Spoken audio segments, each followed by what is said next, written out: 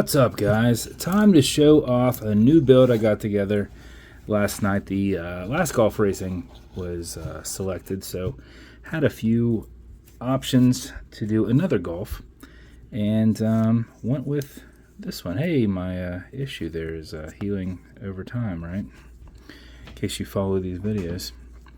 All right, so we have a custom screen-printed golf dial inside a brushed 350 case with a small coin bezel, milled crown, milled and custom engraved caseback. I did an orange racing style insert, and then this is on a super soft Italian suede leather that has a nice teal to kind of go with the car there, inlay and stitching. And then I happen to have one of these buckles that had orange painted leather on the insides, and then an engraved pre-V buckle. Did a set of white hands in there, so white everything in there. So you've got your smaller style. I have to do these smaller style with these point here. So you've got your smaller hour hand, then the minute hand overlays on top, so no big deal there. And lollipop seconds hand. So that actually is the build. And bezel on here is quite tight. It will go left, it'll go right. It is a tension ring bezel, not a click style bezel. It's an automatic mechanical. You've got a rotor in the back, so as you're moving, it is moving and keeping time. So with that said, before you put it on, you're going to want to wind it, because if you just set your time and put it on, if you're not very active, you could lose time. So what you'll do is you'll back the crown off the threads until you hear it and feel it clicking. And at that point you can wind. And a wind is turned clockwise as you're looking at it. Counterclockwise does not wind it. It does click it, but I often go back and forth because it helps keep my finger spacing. And if I start to thread it right onto the crown tube again, I can back it right back off and put a little bit of tension on there. So if you do this for 4 or 5 seconds, that mixed with the rotor movement will keep your time throughout the day. If you do it for something closer to 10 seconds, you're going to max out your 31-hour plus power reserve on it. You cannot overwind it, so don't worry about that. Then when you're happy with your winding, you're going to pull it to the one and only click, and you can now set your time. It does not have a hacking movement, so that will keep ticking. You'll also notice you've got a wobble crown.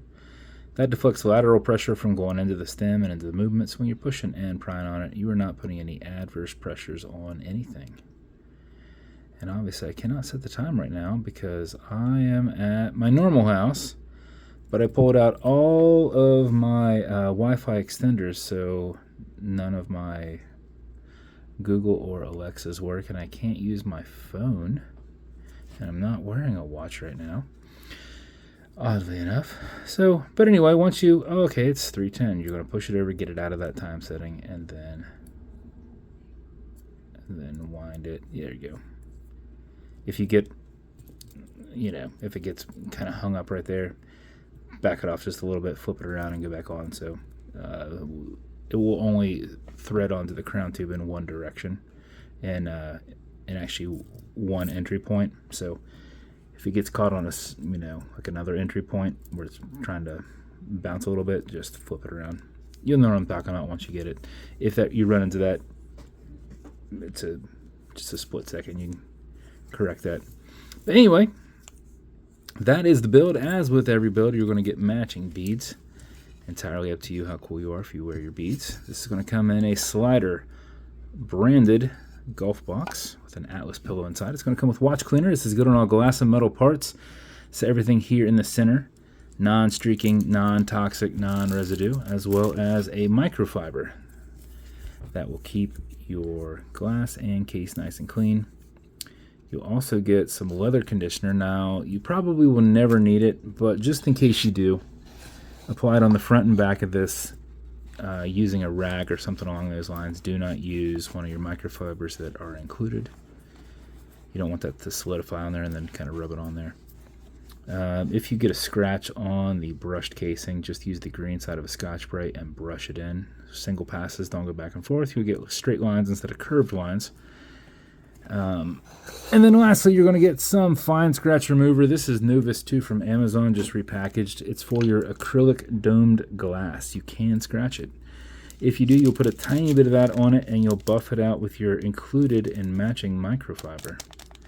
So if the scratch is up and down, just go left and right, filling that scratch, haze it, and then buff it out. And if it's still there, wait just a little bit, let that solidify. Probably should have tightened that down just a little bit more. I think that clears it. Yeah, it does. Let it solidify, revisit again, put it back on, and then buff it out. Chances are you won't really see them.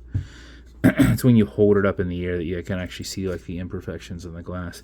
Usually straight on and wearing them, you don't see them too much. That's it. This build's going to you. Congrats. I hope you love it. And if you want me to build you something custom and unique, reach out and I'll see what I can do. And if you want to continue to see videos like this, like and subscribe as I put them up all the time. Thanks, guys.